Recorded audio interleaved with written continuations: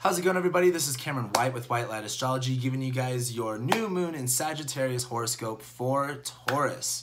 Taurus, this new moon is happening very late night on December 6th, going into December 7th, and there's a lot of big things happening with this new moon.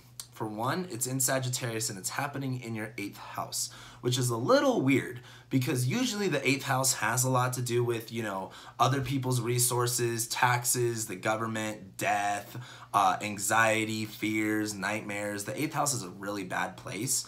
But we're also talking about Sagittarius, where Sagittarius, for the most part, is pretty positive. It's a Jupiter-ruled sign. We are looking at beliefs and faith and spirituality.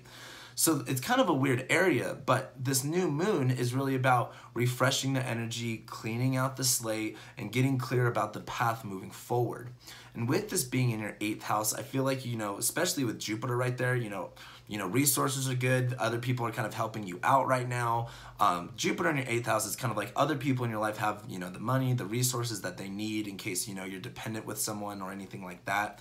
And this new moon is just kind of like helping you look at these unknown things, these things that can bring anxiety, these things that can bring fear into a whole new way. New moons are about cleaning energy and resetting intentions. And when we have something like Sagittarius where we're talking about, beliefs, we're talking about going on an adventure, we're talking about traveling, we're talking about, philosophy and spirituality and stuff.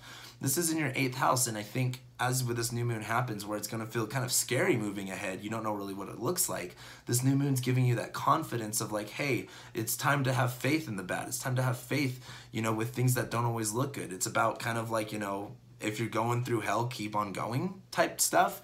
And it's not necessarily to say like, oh, this is going to be so bad, but it's like, this new moon in Sag is kind of like it's going to bring up the idea of anxiety and fear and nightmares and really just scary things. But this new moon in Sag, Jupiter's going to be there too. It's really about like, yeah, so but do you believe in that? Are you going to let that hold weight on you? Are you going to let that bring you down? Or are you going to keep moving forward with confidence?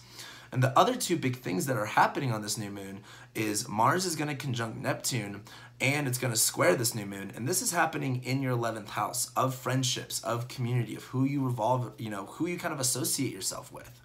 And as Mars has been in Pisces, where it's kind of like, friends who you hang out with, it's kind of up and down here and there. It's kind of looking weird. Friends maybe giving you some issues right now. As Mars hits Neptune, I think it's going to become very clear of, who you want to associate yourself with, who's going to what's the word I'm looking for? I guess push the idea of positivity onto you. It's kind of like who is supporting you in your friendship world and who's taking you down in your friendship world. As Mars hits Neptune, that's going to become very black and white of like who's here to support you and who's here that's just not helping you and serving you anymore. And it's going to be squaring this new moon where it's going to be kind of like, it's not going to be necessarily the funnest thing, but Mars is like, hey, these people aren't serving you anymore. These people are wanting to help you and help you grow. Maybe it's time that you start focusing on them. And even if they're not there, it's time for you to start searching for those type of people. With this new moon in Sag, this is about cleaning out the energy on support. What does support look like to you? What does growth look like to you? And the other thing that's happening is Mercury's going direct in Scorpio in your 7th house. And this is when Venus retrograde has been so shitty for you guys. I'm so sorry. But as Mercury goes back into Scorpio, goes direct, this is when you're going to be able to express that truth that you need with relationships, and not even just on a romantic and intimate level, which that is being included with this. This is just about one-on-one relationships, having a sit down with someone that you need to talk to and be able to verbalize and communicate that truth that you need to express. Mercury going back into Scorpio and going direct is going to help you guys really get clear on what that truth is, and don't be afraid to express that, because as you have this new moon in Sag, this is about, moving forward even though you're in the face of adversity.